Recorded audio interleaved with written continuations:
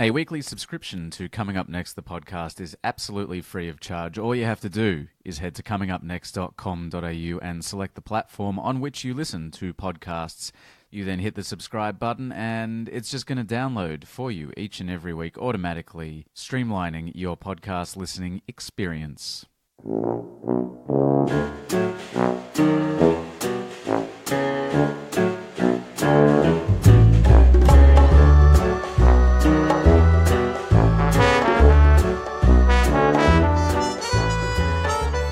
Welcome, my friends. Welcome back if you're a returning listener, and thanks for stopping by if this is your first time listening to Coming Up Next, the podcast. I'm, of course, your host, Alistair Marks. This is my show, weekly show that's been going on for coming up to 4 years now, I guess. What are we, episode 186?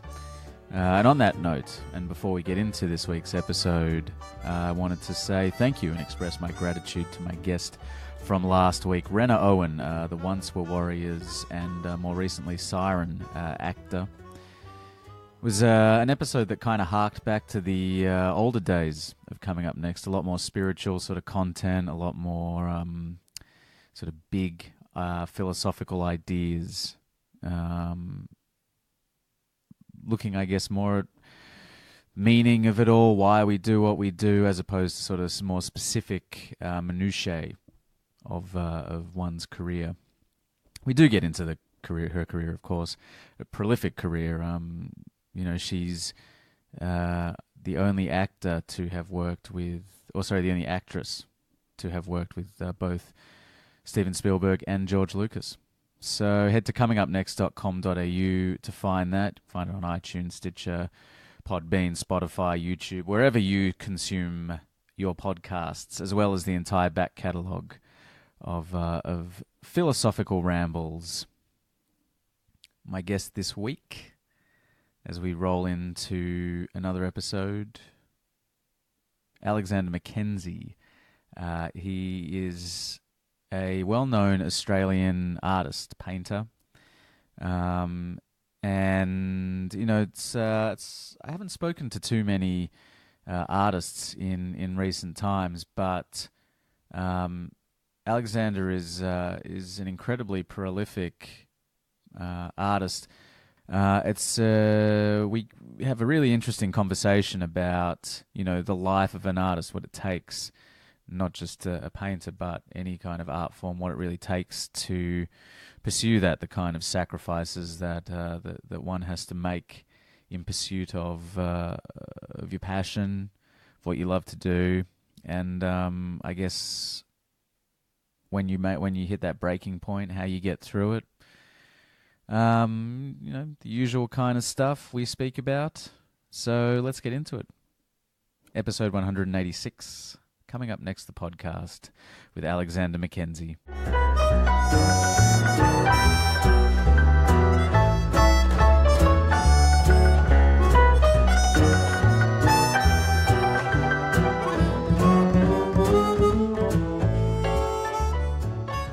No, I moved studio, so I'm literally in an empty room with concrete floors and bags of building materials everywhere.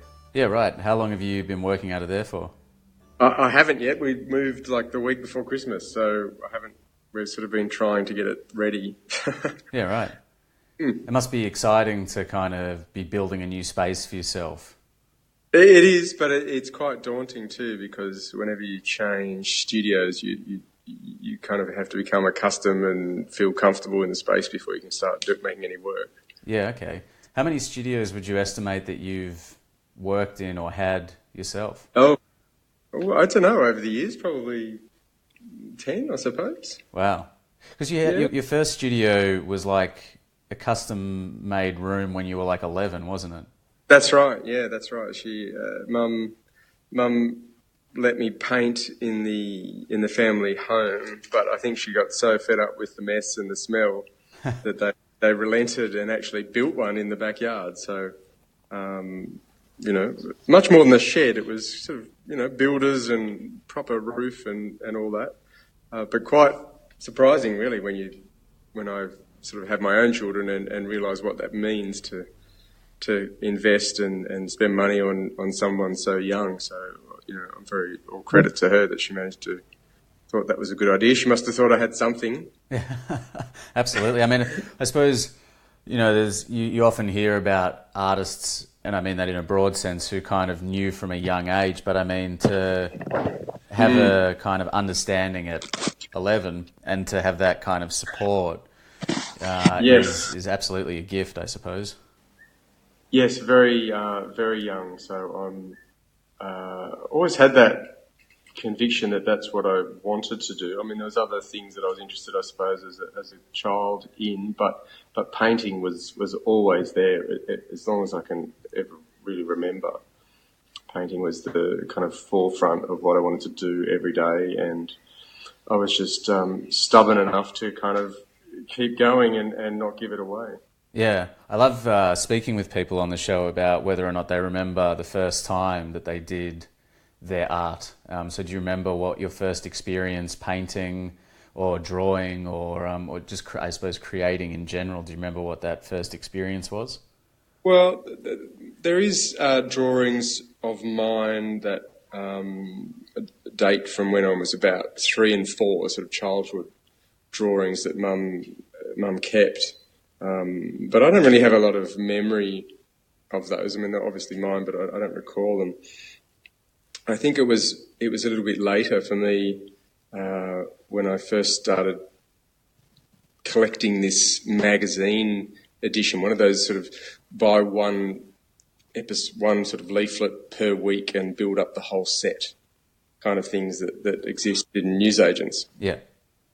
And so I somehow got put in front of me those, Monet, Manet, Degas, Van Gogh, etc. And I began collecting these, and I became fascinated with the lives of these people and their work and the sort of impact that had. And that led me to sort of emulate them and try and make paintings like that, I guess. And I used to sort of draw out little mini Van Goghs and little mini Gauguins and little sort of versions of all these kind of famous artists. And I must have been, 7 or 8, I think, when that was happening. Right. Was there a particular period of art that really struck you? Because a lot of those artists are sort of around that impressionist, post-impressionist sort of pocket.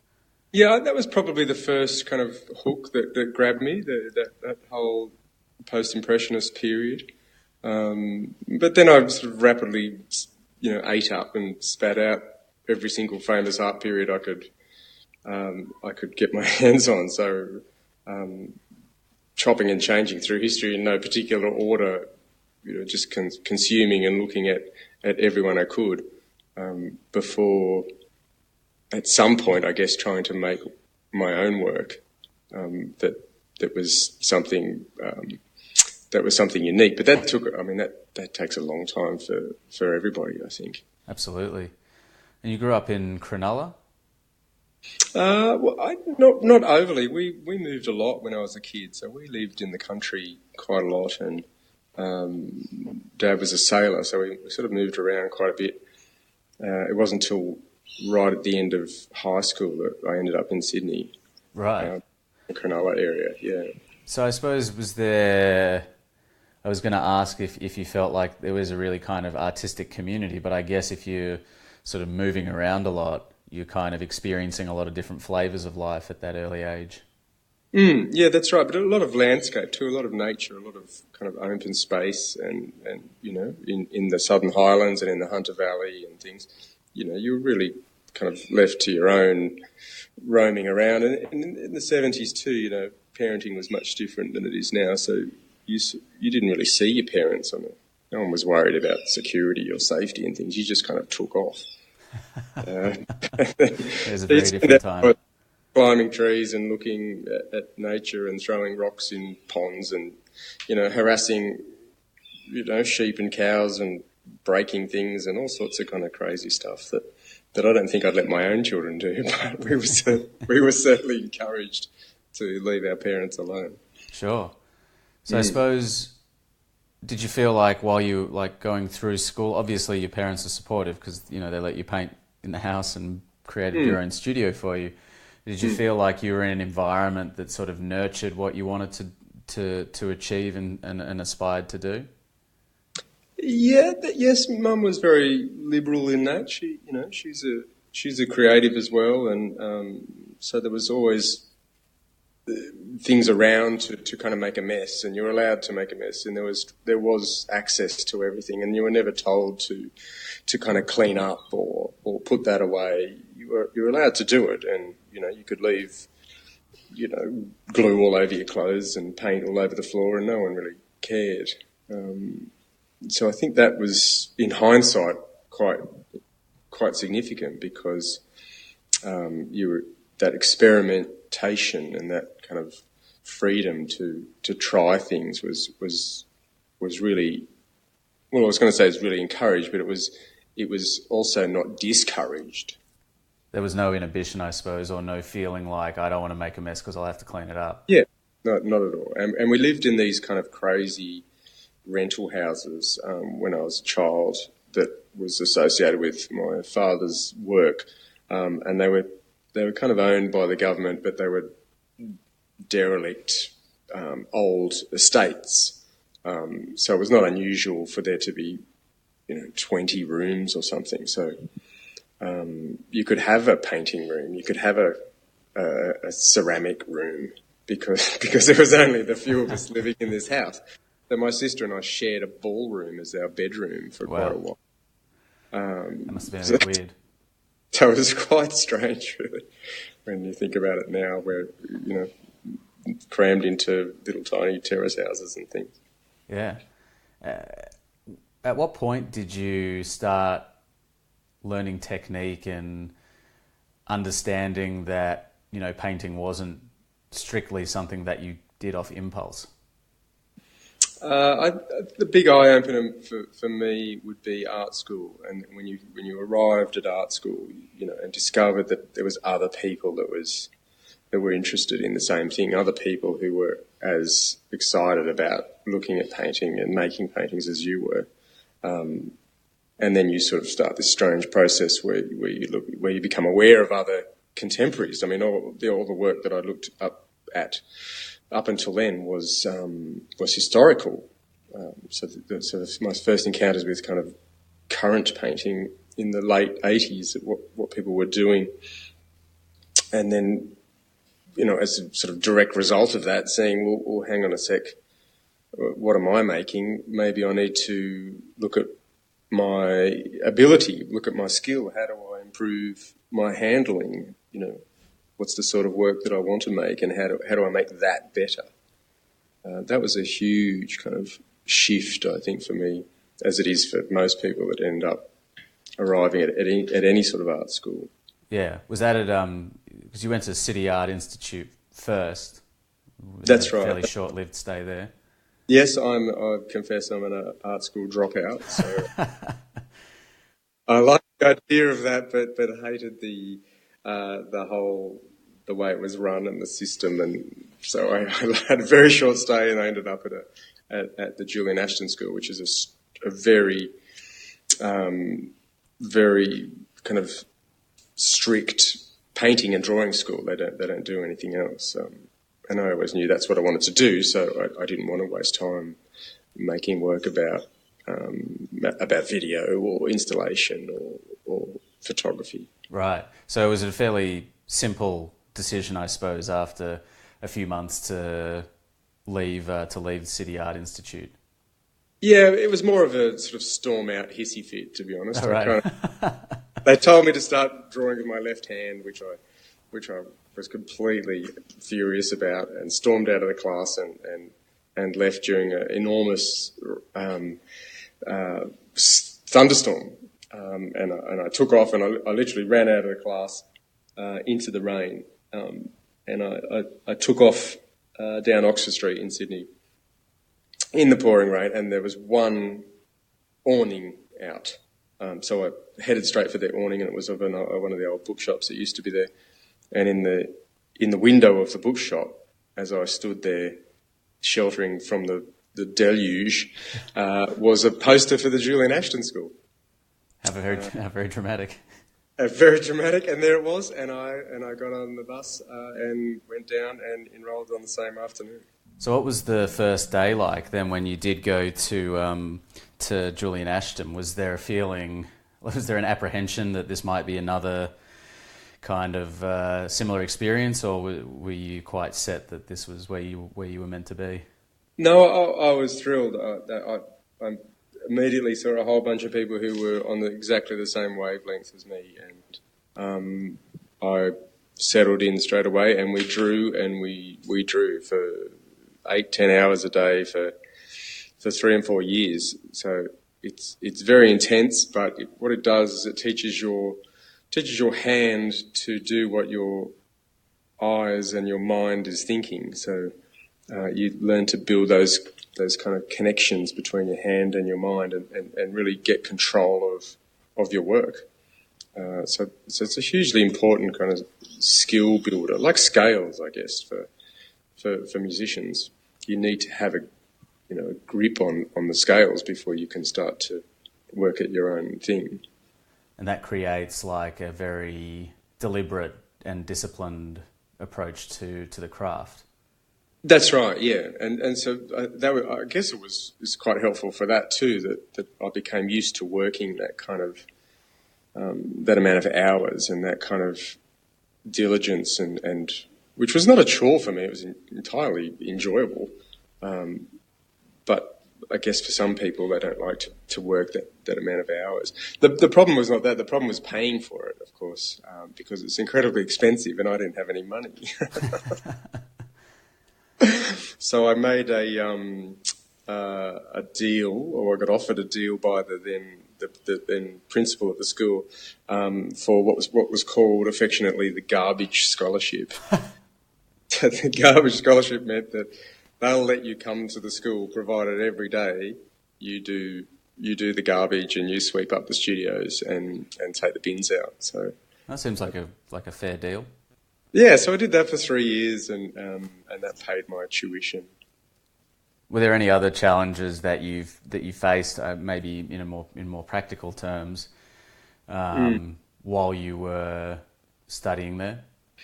Well, I guess, I mean, it's quite a while ago for me now, but I think learning the skill and learning the craft was the primary focus of the school.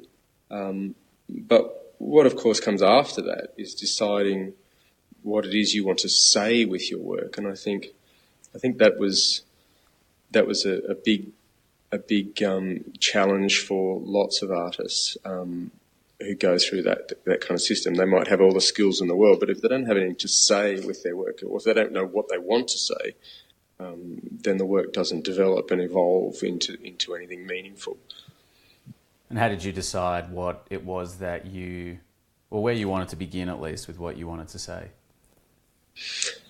Well, I took a studio, in York Street in Sydney, and began working. So you kind of, I think I've said it in some of the other quotes, that you try on lots of different hats. You try on lots of different ways of working, and you experiment with different things until you find your own voice and find your own way of using the language of painting. I mean, it's a very kind of subtle balance of what you want to do with the work, but there's no shortcut to it. It has to kind of evolve, in my mind. It has to kind of grow as you grow and develop into something. And that there's no way around that. You literally have to just make work, and your first year of making work, you're probably going to make a lot of junk, and the second year might not be much better. But by the time you've been doing it for a few years, hopefully, kind of it can become something that is not meaningful necessarily for somebody else, but is meaningful for you, and it feels like what you're seeing on the page, what you're seeing on the canvas is what's inside your head. Maybe it happens easier for some other people, but for me it was a real long process that it probably took after art school, maybe close to 10 years, I think, before it started to really happen. And was there like a watershed moment, or was it just the kind of accumulation and eventually you realised that there was a kind of consistent theme or message? Yes, the latter. Yeah, it did take that long. The first experiments in painting were disastrous. Really, despite the study and despite all the energy and the childhood and all that, they were terrible. So you just had to sit down and make as much work as you possibly could before it started to kind of, come out of the rock, I suppose, like a sculptor. It starts to appear. You start to get closer to it, and it starts to unravel, and then it becomes your own. Are you deliberately like trying different things? Are you kind of very consciously making certain decisions, or are you letting your subconscious and your impulses do most of the work? I think at the time, there was a bit of both. I was trying different ways of working and experimenting with different things. I mean, we had this crazy studio, and we used to do, make paintings with on glass and on steel and stick objects to them, and on found materials, and try and make paintings that were three-dimensional, and we did all sorts of kind of mad stuff. But this, of course, looks nothing remotely like the sort of work that I make now. But I guess it was important because it let you go through that kind of maze to come out the other side of who you really want to be. I mean, maybe artists a little bit like all the rest of us, that we sometimes try to be other people, but it does take a while before you're honest enough to kind of just genuinely be yourself. Yeah, and to really step into that, I guess, and to embrace and not be shy about it, and not be, not make excuses about it, but just to be who you are and what your work is, and just to own that completely, And what was it specifically was that helped you to establish and assert and embrace your own voice? I suppose the perhaps the shift for me was that I started to really get this this kind of image or vision, for want of a better word, of what the work was, and it would, I've spoken about this before. It kind of arrives in my mind's eye, completely out of the blue, more often than not, as a resolved image. And I guess it happened a few times, and I'd kind of, like a dream state, I suppose, you try and recall it, but not be able to. And then after a while, the image would just hang around, like really strong in my mind, and I would endeavour to make a painting that was that image. And I battled for a long time what that actually is. Is it a memory? Is it a kind of, a recall of something? Is it a sort of imagination of different elements of things that you've seen, or that sort of mixed with something else? But it was incredibly strong and incredibly clear, this kind of image. And so the paintings became based on that. Right. These kind of these landscapes were, I guess, would you say it was like a kind of intuitive, like there was this kind of burning creativity, I guess, or this kind of burning image in your mind, and initially you kind of didn't follow the impulse, but then there was like a shift to an understanding that actually this is the gold, this is the good stuff. Yes, that would be fair to say. And there needed to be, I guess, a marriage of me owning that inspiration, and then the skill level to be able to put that down. And so both of those things were happening, I guess, now looking at it at the same time, but they needed to come together, that the handling, the physicality and the craft of handling the oil, together with really accepting and being able to recall that image, because like a lot of inspiration, I guess, that musicians have, or it starts with just a sort of a passage or a series of notes, just a brief melody, but you have to develop that, and you have to kind of build that into something more substantial. I was reading in your biography, you talked about spirituality being a kind of paramount element of your work. And, you speak about God as being a character in your work, particularly over the last sort of decade. How did that sort of come about? Was it always there, just something that you articulated later, or was it something that you, again, sort of intentionally chose to dip into?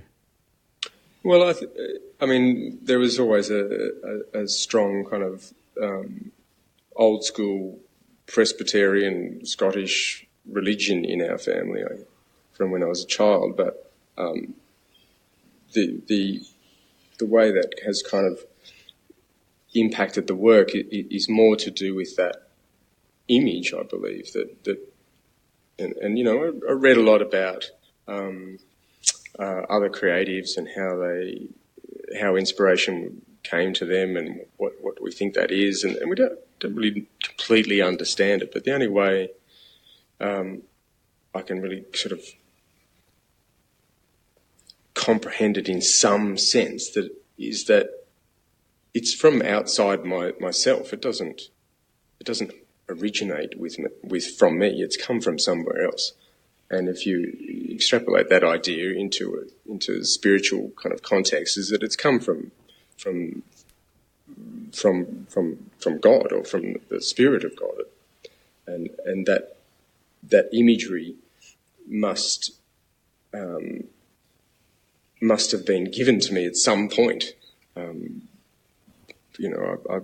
kind of fumbling, I guess, words in a little way, because my understanding of it is as limited as anyone else. I'm certainly no expert on it, or I don't attempt to kind of preach about it or anything, but that's what I believe is happening, is that the ideas of the work, like Mozart, like Beethoven, like hundreds and hundreds of other greater artists throughout history, is come from outside your own self, and you have a responsibility, I guess, to put that down and to make that from the imagined into the reality.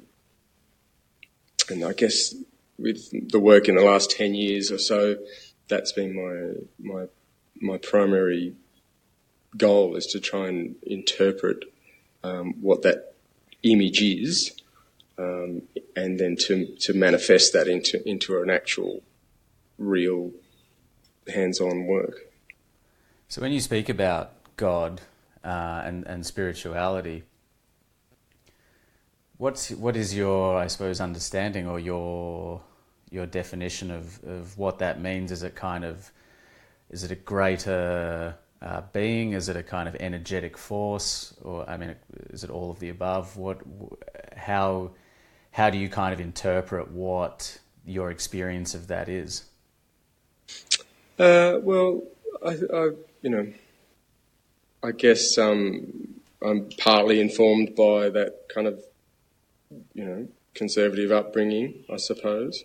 But as an artist, I think you kind of spend a lot of time deeply thinking about things. I mean, artists generally spend far too much time alone in the studio, so you do tend to kind of ponder and think about all that enormously, even when you're working. So really, it's that I've always had a strong sense ever since I was a child that we are part of something much, much bigger. When I look at the landscape and the vastness of it, or when I look at the minutiae of it and the kind of size of miniature animals and plants and the ocean and everything that I look at, I'm constantly reminded about how that we are such a small part in this kind of huge, vast world, and that my way of comprehending and understanding what that is that this has to come from a force or a God that is much bigger than and much broader than anything we can possibly understand or get our head around. Yeah, like the big kind of cosmic... Yeah, it's so vast and so microscopic at the same time that I think it's outside of completely our understanding. I mean, the things that are outside our understanding we don't need to dismiss. I mean, I don't understand why a plane works, but I have enough confidence to go in one. How do you cope with turbulence? Yeah, it's not too bad, but I'd rather not. Yeah, sweaty palms.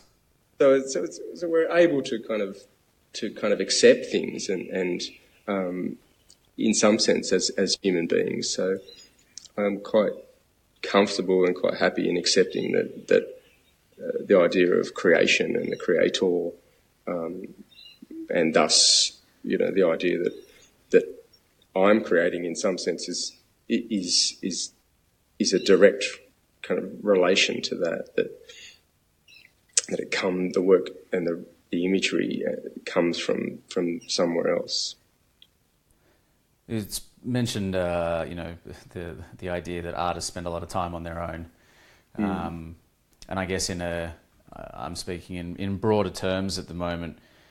I've sort of been thinking a lot lately about what the life of an artist, like what it really means, and some of the things that I went to film school. And while I was at film school, we'd have, there'd be kind of two different types of people who were working in the real world who would come in. There'd be the ones who were very optimistic and upbeat, and then there'd be the ones who would come in and basically tell you how you're not going to earn any money and how it's a difficult life. And I like to think the reality is probably somewhere in the middle. Somewhere in between, yes. Yeah. But there are certain sacrifices that I've experienced, particularly, as I'm sort of getting to my mid-30s and reflecting. There's definitely sacrifices that you're kind of not told about that you kind of undertake by virtue of just following the path of an artist. That's right. Yes. Yeah. Absolutely. What are your thoughts on what the life of an artist is? Well, I think you either are completely mad and want to do it, or you don't. I don't think there's any kind of learning of it or want to. It's incredibly difficult. I think the painter might rank slightly higher above a poet as far as income, but it's not particularly good. So you either have to. It has to be in you. It has to really be deep down in you in order for you to be so kind of bonkers to want to try and make a living out of it. For me, I after art school, which was 4 years, there was probably another 10 years after that I didn't make a cent. So, you're in that period where you're in your 30s and your friends are kind of starting to buy houses and have children and travel and do all that sort of stuff, and you're earning your money from Saturday working at the pub. So there's a huge financial sacrifice in that. The other sacrifice that maybe doesn't get spoken about so much is that you have to sit down and do the work, and that means being, for most creatives, you have to be in the studio. You have to be alone. You have to do the work. You have to sit at the keyboard. You have to sit at the easel. You have to labour over the manuscript to get the work done in the first place. That sacrifice means that you're not out in the world doing all the things that other people do, and that can be tough too. And then the emotional sacrifice, because of course, even after you've done all that work and you've spent, a decade sort of, working on your craft and coming up, you finally turn up with your exhibition.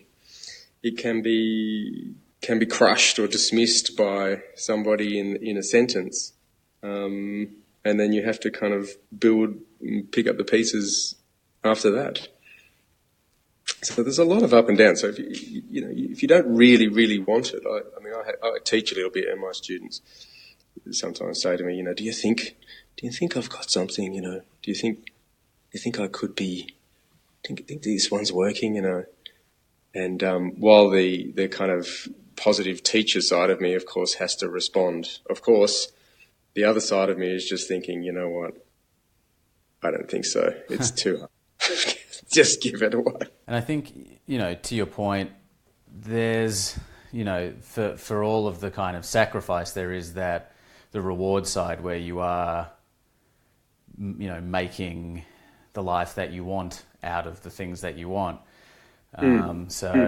That's huge, and that is always been the goal, I guess, for me. Whenever I was kind of, finding it tough or whatever, the work couldn't sell any work, or I was stuck doing 3 or 4 days a week at some horrible job that I hated. The goal was always to kind of be able to support yourself from what you really wanted to do. I mean, someone said to me, when I was a teenager, said, first thing you want to know is what it is that you really want to do. That's step one. Step two, work out how to make some money from that. If you can marry those two things together, if you can make some money from what it is that you really, really want to do, there's a formula for life, Absolutely. And for me, all I really ever wanted to do was to make pictures, to paint. And I still want to do that. Tomorrow I still want to do that. Probably the day after that I will still want to do that, rather than just about anything else. You're a fair way into, your career since you were 11 and deciding that painting was what you wanted to pursue in life. You've been a finalist in the Archibald for, 6 out of the last 11 years? Something like that, It's yeah. Incredible. How, when you started out, what would your idea of a successful career have been, and how has that evolved to now? How would you define what's the next stage of success for you? Ooh. I don't know. I had a very big survey show 2018.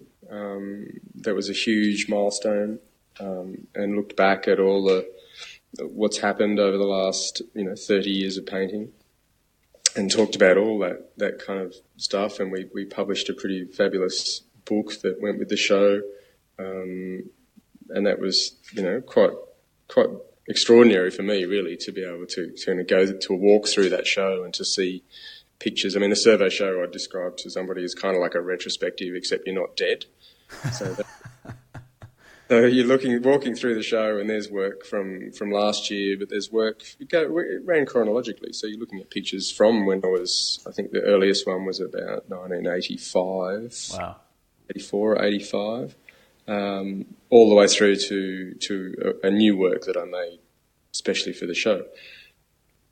So that really, I guess that was a real kind of acknowledgement for me that yes, I have been doing this for quite a while, and yes, it has gone quite well. Even in the planning, it was a little bit of a little bit of a unreal experience. It wasn't until the work was actually up on the walls that it kind of hit home.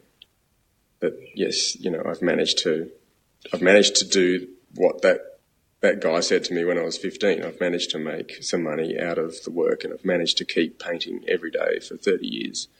So that was a wonderful experience. Yeah. There's something in that moment. I'm not sure if you had that experience, but I've had it in the last couple of years, feeling like this is a marathon, it's not a sprint. Yes, very, yeah, well said. Yeah, absolutely. If you're trying if you're going into it thinking it is a sprint, you've got the wrong idea. Yeah, it's a long, long haul, and you really have to love it, and you really have to want to do it. But people who are driven to make art, who are driven to make music, who are driven to write, that they are driven to do it. There's, you either have that within you or you don't. Absolutely. So what would be the next kind of the next landmark for you as you're sort of continuing on? Well, I believe that as a painter, you never really kind of make that work that you are aiming for. Like we spoke about, I have this kind of visions that arrive about what the paintings are, and then there's this long process of making them.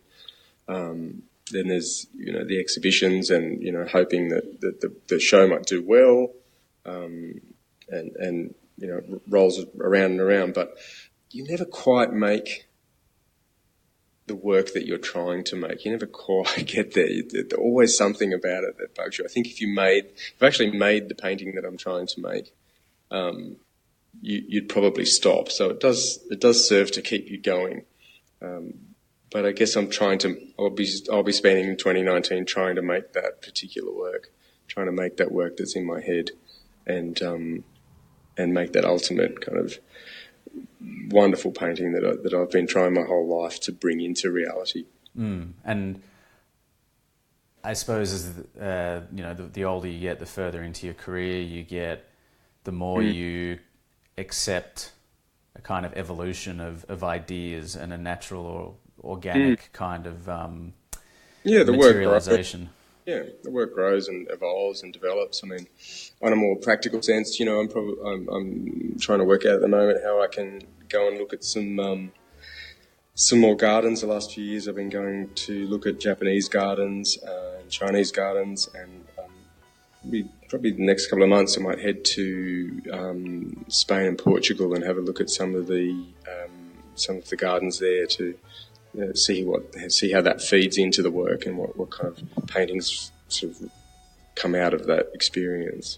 That sounds great, man, and thank you so much for taking the time out of your day to have a little podcast ramble. I end all the conversations on a little bit of an upward note. Last question. I've been trying to figure out a way to kind of reframe it for 2019. I don't know why. I feel like time for renewal. Yeah, time for renewal. I don't know. I've been doing it for 3.5 years now. So I guess if it ain't broke, the question is, what makes you silly? So if you have any ideas on how I can reframe that or reword it. What makes you silly? Yeah. What makes you silly? Whiskey is probably the answer to that. What in particular happens when Alexander McKenzie has some whiskey? There's far too much singing and dancing. Right. Any go-to tunes? Any go-to tunes? Well, I'm a classicist and spend all my days listening to classical music. But if I get a little bit too one too many little drops of lark, then we could bust out into anything, and we may end up with the Bay City Rollers. Who knows? Well, thanks so much, Alex.